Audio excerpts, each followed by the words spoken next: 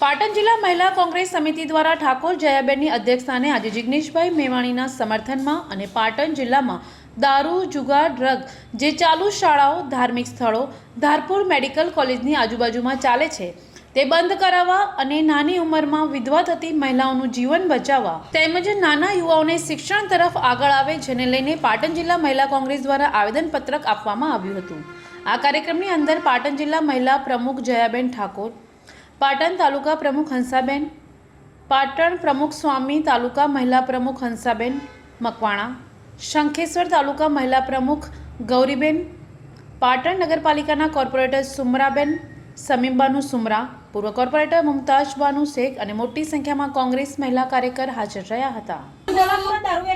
આજુબાજુમાં બધે દારૂ છે, આપ કહેશો તો નામ જો અમે આખી યાદીઓ તમને આપવા તૈયાર છીએ, જો તમારી સમક્ષ ના અને જો આપ શ્રી નહીં કરો તો અમે મહિલાઓ જાતે પછી જનતા રેડ કરવી પડશે સાહેબ।